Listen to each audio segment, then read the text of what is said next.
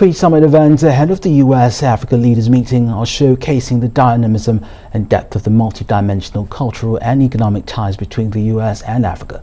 One of Nigeria's leading businessmen and philanthropists, Tony Elumelu, in partnership with the US Department of State, has organized an event to foster relationships and deal-making and highlight opportunities across the US-Africa investment ecosystem.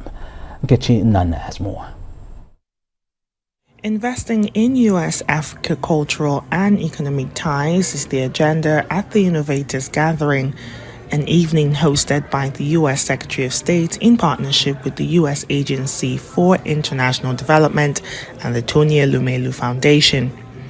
U.S. Secretary of State Antony Blinken underscored the support in catalyzing partnerships between African and diaspora innovators, entrepreneurs, and U.S. capital technology.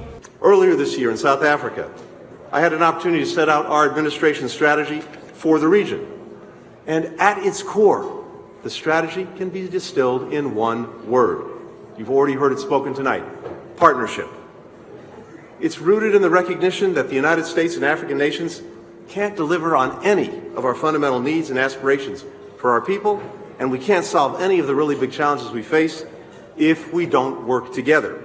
So, it's about what we can do with African nations and people, not for them. Let me just very quickly go through 3 ways our administration is working to broaden and deepen those partnerships to foster African innovation.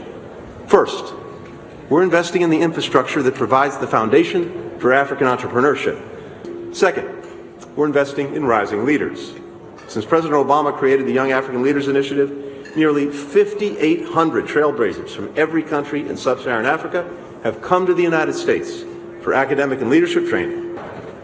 Third, we are fostering greater engagement by American companies. You're going to hear more about that throughout this week. At the summit, Africa is tagged as one of the fastest growing startup cultures in the world, and one of the biggest drivers of that growth is calling for mutual benefit and self-reliance in its relations with the U.S. My message to U.S. was to reimagine your relationship with Africa away from aid and to focus on empowerment of youth and support for sustainable private sector institutions. My subsequent op-ed in the Hill called for a new U.S. engagement with Africa. The fact that we are gathered here in Washington this week shows to a large extent a genuine interest to re-engage in a manner that prioritizes mutual benefit and self-reliance. We see this as a genuine and substantive desire to re-engage with Africa and to re-engage on a basis that benefits us all. The key words are mutual respect, mutual opportunity, and mutual objectives. We appreciate particularly the focus on the private sector.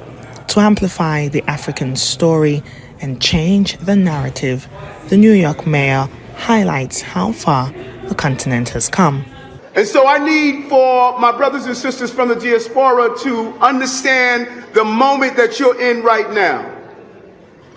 You are in a moment right now when, the first time in history, you are seeing power that is not American power, but is African power. But if you don't connect the dots, you are not going to understand the full purpose of this moment. The mayor of the most important city in the most important country is an African. The most important cities in America are headed by Africans. In New York City, the top law enforcement executive, Letitia James, is an African. The head of the assembly is an African. The head of the Senate is an African. The head of the city council is an African. The public advocate is an African. The district attorney in the Bronx is an African. The district attorney in Manhattan is an African. All of this chocolate, what are we going to do with it? The world is recognizing the next generation of African leaders through their innovation and success stories. And as the US Africa Leaders Summit is underway, one thing is clear: Africa must strive for mutual benefits in their relations. Nkechi Nana, Arise News, Washington, D.C.